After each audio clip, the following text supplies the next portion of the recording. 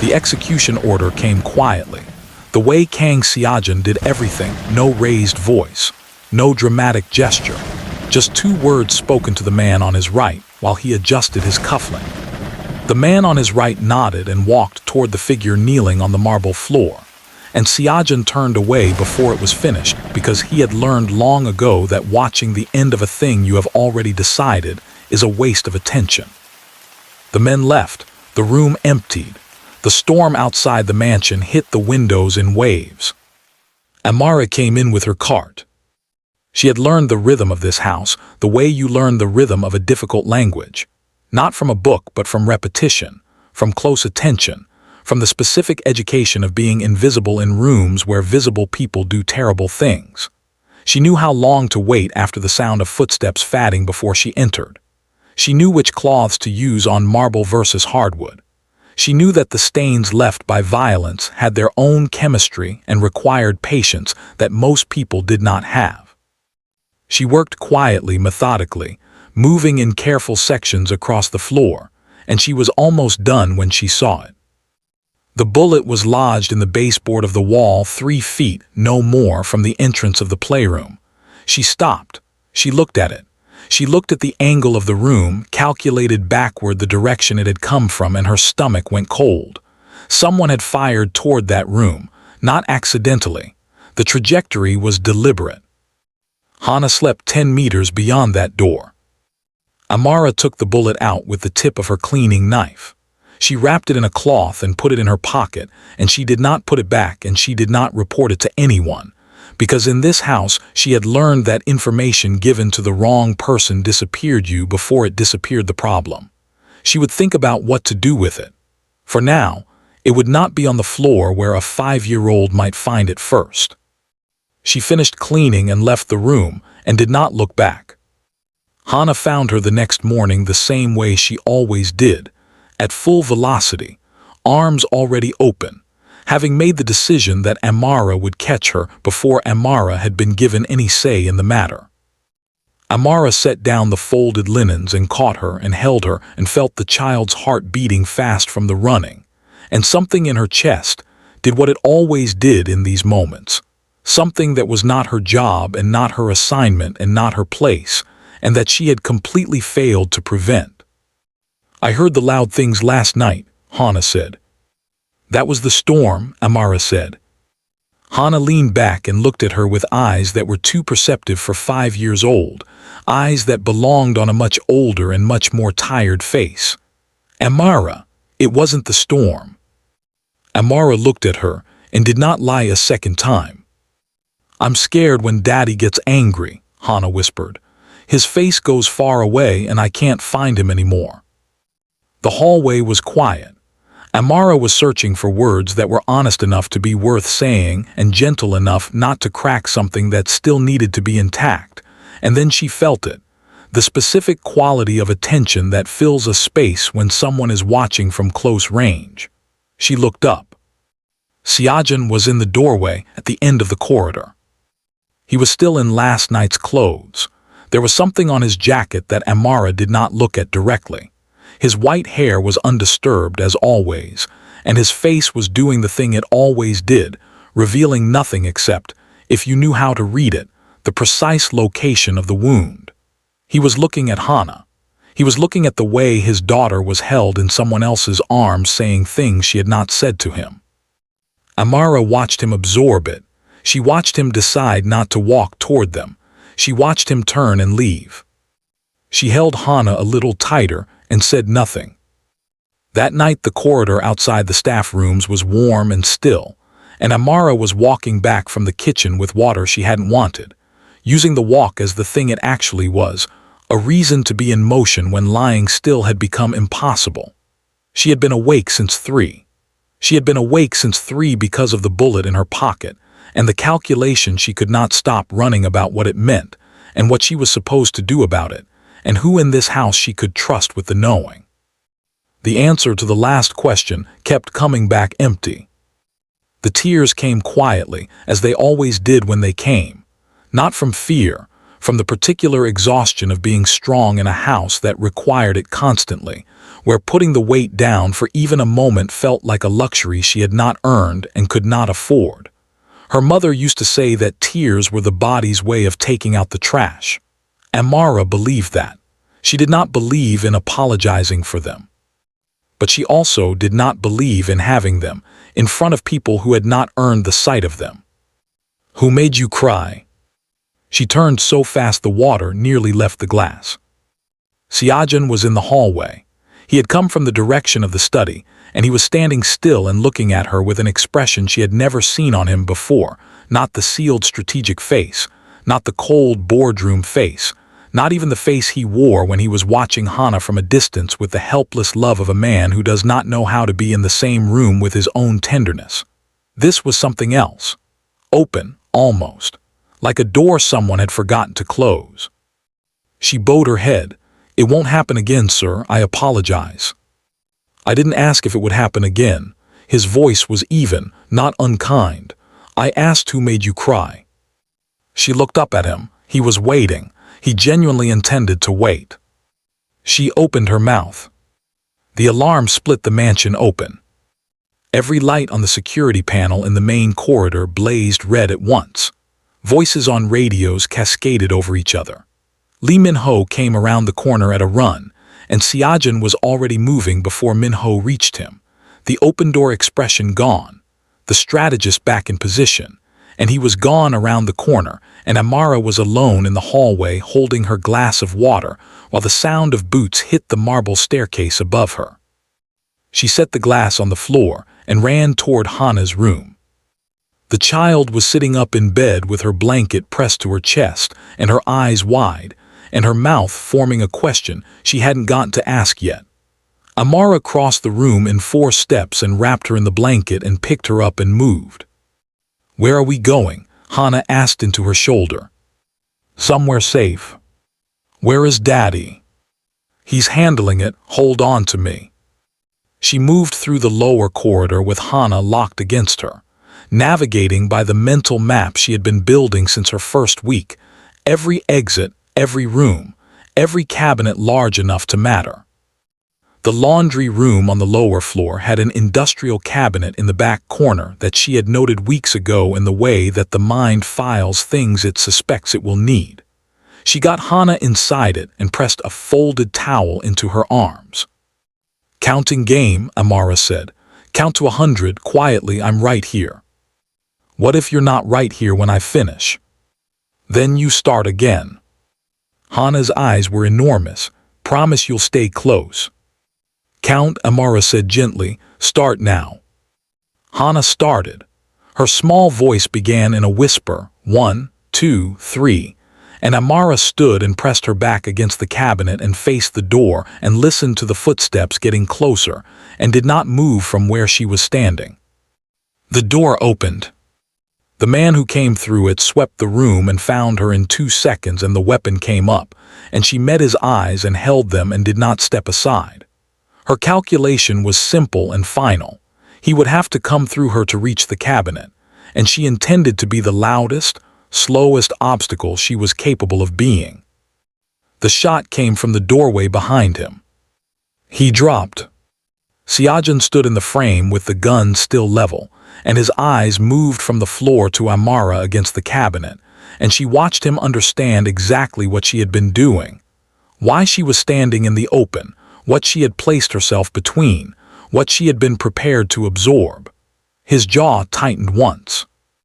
"Hana," he said. "Cabinet," she said. He crossed the room and opened it, and Hana came out still counting, 71, 72, and climbed her father like a tree, arms locked around his neck, and Siajan closed his eyes and held her with the full force of a man who had just understood in a very concrete way how close the margin had been. When he opened his eyes, Amara was still standing in the same position, and the blood from the floor had reached her shoe, and a small spray of it had caught her left cheek. She hadn't moved to wipe it. She was still standing between the cabinet and the room, still guarding. The medical team swept through the mansion 40 minutes later, and Amara sat on a bench in the corridor and waited until they confirmed that Hana's small cut from the cabinet latch needed nothing more than a bandage. Only then did she hold out her own hands when asked. The cut on her palm was clean, and the medic worked quickly, and she watched them work with the patience of someone who has placed herself last on every list for so long that it no longer registers as sacrifice. "You." Madam Park's voice came from behind her with the weight of something that had been building for over a year. The head housekeeper was standing with her arms folded across her chest, and her expression arranged into the particular shape of a woman who has found an occasion for the thing she has always wanted to say. "You brought this into this house," she said. "I've been saying since before you arrived that hearing from outside, hearing people who don't understand how things work here, this is what happens. The attack targeted this sector, your sector. These things did not happen before you came." Amara looked at her. She did not respond, not because she had nothing to say, because she had learned that certain arguments are not conversations, they are performances, and participating in them gives them an audience they do not deserve. "That is enough." Siajan's voice from the end of the corridor was the same instrument it always was, flat, even, calibrated. He was standing with Hana still against his chest, his hand on her back. He looked at Madam Park the way he looked at most problems, with complete attention and complete calm. "Sir, I'm only pointing out. You're dismissed." Madam Park's face went through several things quickly. "Sir." "Tonight," Siajan said, "you will leave the grounds tonight." He walked down the corridor. He passed Madam Park without another look. He passed Amara and he slowed for half a step, not stopping, not speaking, just a deliberate deceleration that lasted long enough to be intentional and continued toward the stairs. Amara looked down at her bandaged hand. She pressed her lips together. She breathed. The next morning 3 things happened without announcement or ceremony. A car arrived to collect Madam Park's belongings, and her 14 years of subtle cruelty left the property in 2 suitcases. A document appeared on the estate manager's desk, adjusting the salary of one Amara Akoy, retroactively and substantially. And the 2 cameras covering the corridor outside the staff quarters went dark, not broken, not malfunctioning, manually disabled by direct order from the top of the house. When Minho questioned it, Siajan said, "She's earned a corridor." Minho said nothing further. It was Amara who found him in the study 3 days later. She had knocked, received no answer, entered to clean as scheduled, and found him in the chair by the window with his jacket draped over the back and his left arm held at an angle that told the story without any assistance. He was not going to call the medic. He had decided this the way he decided things, completely and without room for negotiation. And he was in the process of working through documents one-handed, as though the wound on his shoulder was simply an administrative inconvenience. She set her basket down. She went to the supply cabinet. She had restocked it herself last week and knew exactly what was in it. And she carried what she needed to the table beside him and sat down. He looked at her. "I'm here to clean the room," she said. "That's not what you're doing." "I can do both." She opened the kit and her hands moved with the quiet confidence of a woman who had grown up in a house where you learn to treat a wound because waiting for someone else to do, it was a privilege the family could not always afford. She worked carefully, and he was still until she reached the part that required pressure, and then he flinched and pulled fractionally back. "If you move," she said without looking up, "I start again." He went completely still. She worked. The room was quiet.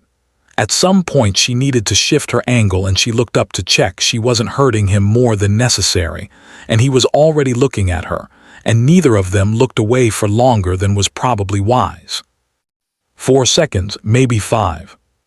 "You're better at this than the medic," he said. The medic was rushing. She secured the bandage. Done. She stood and picked up the kit and was walking back to the cabinet when he said, quietly, "Amara." She turned. He was still in the chair, his arm resting carefully, looking at her with the flat, dark eyes that usually gave her nothing. "Thank you," he said. She nodded once and went back to work. And if this story is giving you something tonight, please take a second to like this video. Leave us a comment below telling us what you feel right now. Subscribing is truly the only way this page can keep running, and when you do, you become part of the Velvet Empire Stories family. We are here because of you. Now stay with us because what happens next changes everything. Lee Min-ho came to Seojin that evening, with the report held carefully in both hands, the way you carry something that might detonate. The attack had not been opportunistic. The timing of the security rotation, the specific 40-minute window when the east perimeter was reduced to half coverage, had been passed to the attackers in advance. The breach had been engineered around that window with the kind of precision that required inside knowledge, sustained access, and enough time to watch the pattern repeat until it was reliable. Someone inside the mansion, someone who had been here for months. How confident are you? Seojin asked. The payment transfer confirms it, Min-ho said. Whoever it is, they've been paid 3 times. The last transfer was 2 days before the attack. Seojin was quiet for a long time. The investigation is pointing toward the Maid rotation, Min-ho said carefully. The access logs show the cleaning staff had proximity to the security office on the relevant dates. I know that doesn't mean. Show me the evidence, Seojin said. It was thin. It was circumstantial in the way that evidence becomes when someone wants it to point in a direction rather than where it actually leads. Proximity logs, access timing, the kind of paper trail that can be constructed around anyone who moves through a house daily and is never really watched because invisibility is their professional function. But the security team moved on it. In a house where a traitor had already nearly killed the chairman's daughter, uncertainty was its own conviction. Amara was slicing fruit in the kitchen when they came. She understood before they said a word. She read it in the positioning of their bodies, in the careful neutrality of their faces, in the particular way that people look at someone they have been told to collect. She put the knife down. She dried her hands on the cloth at her waist. She was turning toward them when Hana came running through the kitchen doorway and stopped. The child looked at the guards. She looked at Amara. Her face did what her father's face almost never did. It showed everything instantly, every layer of what she understood and what she feared and what she refused to accept. Where is she going? Hana's voice was her father's voice in miniature, the demand for a real answer, the refusal to be managed. Just to talk to some people, one of the guards said. Why, she didn't do anything. Hana, Amara crouched down to her. She kept her voice the same as always, warm, unhurried, the voice of someone who is not afraid, who is simply going somewhere for a while. I'm going to have a conversation. Finish your breakfast. Your eggs are getting cold. I don't want eggs, I want you to stay. Amara looked at her for a moment. She smoothed the child's hair back from her forehead. You are the bravest person in this house, she said quietly. I need you to be brave for a little longer. She stood. She walked with the guards. Behind her she heard Hana start to cry, not theatrically, not to create effect, but steadily and helplessly, in the way children cry when they have understood more than the adults around them wanted them to. The security room was full of monitors and men, and the accumulated tension of an investigation that needed a resolution and had chosen its direction. Seojin was at the monitors with his back to the door. He did not turn when she was brought in. She stood and waited, and she did not speak because she had decided she would not explain herself to a room that had already arranged its conclusion. She would wait for the room to come to her. He was watching footage, the East Corridor camera, timestamp 11:47, the night of the attack. She watched the screen from where she stood. The figure on the footage was her, moving through the corridor with her cart and then stopping, standing still, looking toward the perimeter-facing wing. And then, without any alarm, without any sound, without any indication that anything had yet happened, changing direction, moving away from her assigned route, moving toward Hana's side of the house. 13 minutes before the breach alarm sounded. She watched Siajan watch this. She watched him run it again. She watched the calculation complete itself on the back of his neck, in the set of his shoulders, in the quality of his stillness, which shifted into something different. He turned around. He looked at her for the first time since she had been brought in. "You moved her before the breach," he said. "Yes." The alarm hadn't gone off. "No." "How did you know?" She thought about how to say it accurately without making it sound like more than it was. The house has a sound when everything is normal, a frequency. That night it was different. Something was wrong before I could name what was wrong. So I moved. He held her gaze. "You saved my daughter before the attack began." "She was alone on that side of the house," Amara said. "I wasn't going to let her be alone." The room was very quiet. "Everyone out," Siajan said. The room emptied. He stood near the window and was quiet for a moment, and then he said, without turning, "I never believed it was you." Amara said nothing. "But I needed the real traitor to believe the investigation was moving toward you," he said. "I needed them to feel safe, comfortable. I needed them to stop being careful." She understood. She was a controlled variable. He had used her as one, not maliciously, but with the cold precision of a man for whom every element of a situation is a tool, including the people in it. She understood his logic. She did not like it. Both things were true simultaneously, and she held them both. "You could have told me," she said. He turned and looked at her. The pause that followed was long enough to be deliberate. "Yes," he said, "I could have." He said nothing else. No justification, no deflection, just the admission, clean and simple. And she recognized it for what it was from a man who almost certainly did not make them often.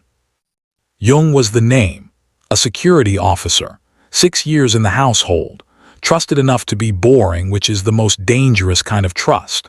Minho assembled the full evidence over 24 hours, payment records, encrypted communications, a pattern of absence and presence that aligned with every incident over 4 months.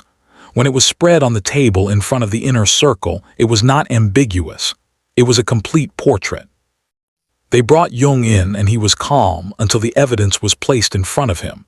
And then the calm broke, and what came out of it was ugly and desperate. And he pointed in multiple directions at once, scattering names and accusations like a man trying to create enough noise to escape through.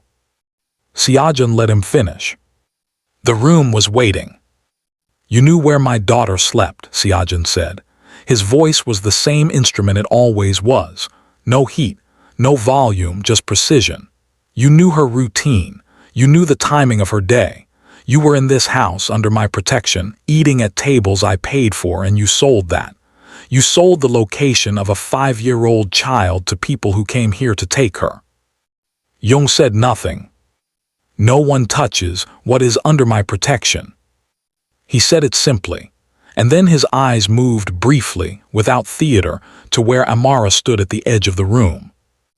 Every person in the room followed his gaze. No one said anything, but everyone filed it. The filing was audible in the silence. Jung was removed.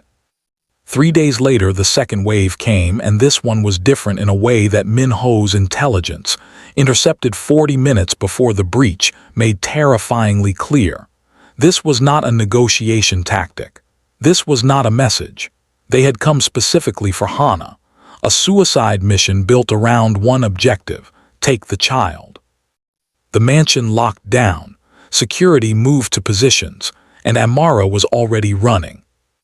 She had Hana before the second alarm finished sounding, had her wrapped and moving through the lower corridor, navigating by memory and the particular urgency that had replaced fear in her body a long time ago. Because fear and urgency feel similar, but fear slows you down, and urgency does not. They were 20 feet from the reinforced room on the north side when the gunman came around the corner. He had been given a description. She could see it in the way his eyes found Hana first, specifically, the way a person's eyes find what they were told to find. The weapon came up. Amara stepped forward. She put herself between the gun and the child, and she looked at the man holding it, and she did not close her eyes, and she did not step back, and her hands were behind her, pressed against Hannah, holding her there. And her mind had gone to a place beyond calculation, to something older and simpler and more absolute. She felt the movement behind her a half-second before it resolved. Siajan came from the side corridor moving fast and low, and he placed himself in front of her, his back to her, his body between her and the barrel, and the gun fired, and he took it in the left shoulder, the same shoulder she had bandaged 4 days ago, and he did not go down. He fired back from one knee, and the gunman dropped in Min-ho, and the team cleared the rest in 90 seconds. The corridor went quiet. Amara was on the floor beside him before she had consciously decided to move. Her scarf was already off her neck and pressed against the wound, and her hands were applying pressure. And he was on his back looking at the ceiling with the expression of a man who has decided that the appropriate response to being shot is mild inconvenience. "Stop pretending," she said. "I'm not." "You are." Her voice came out sharper than she intended, and she did not soften it. "You are pretending this is manageable, and it isn't. Hold still. You're very bossy for a—" "Don't say it," she said. Something moved across his face that was not quite a smile but was in the same family. He went still. She worked. The blood was on her hands again, and this time it was his, and the intimacy of that, the specificity of his blood on her hands, was not something she had the capacity to process right now, so she filed it and kept working. "You stepped in front of me," he said. "She's 5 years old. You stepped in front of the gun. Someone had to." "Amara." She looked up. He was looking at her from the floor with the dark eyes that usually revealed nothing, and right now they were revealing something she did not have a name for yet, but recognized in the way you recognize a song you've only heard once, imperfectly, incompletely, but enough. "You were never just a maid," he said. The words came out without architecture, without the careful deliberation of a man managing his disclosures. They came out the way things come out when there is no more energy for containment. She looked at him. She pressed the cloth against his shoulder. Hannah appeared at her side and placed one hand on Siajan's good arm and one hand on Amara's knee, and looked at Amara with her father's eyes gone entirely soft. "Mama," she said. The word dropped into the corridor and did not move. Siajan looked at his daughter. He looked at Amara. The medical team was coming down the hall now, boots on marble, voices overlapping. Inside all of that noise, Siajan looked at the word his daughter had just placed in the room, and he made a decision, and the decision was visible on his face for 1 second exactly. He said nothing. He did not correct her. He reached up with his good hand and covered Amara's hand where it was pressed against his shoulder, not moving it, not directing it, just covering it. Warm and deliberate, and the most uncomplicated thing he had done in as long as she had known him. She let him. 3 weeks later, the table in the main dining room had 3 place settings, and Amara was sitting at one of them. Not at the edge, not poised to stand and serve, just sitting the way people sit at a table that belongs to them, with Hannah beside her narrating the seashells arranged near the centerpiece, with the earnest authority of a child who has decided that her audience's enthusiasm is assumed.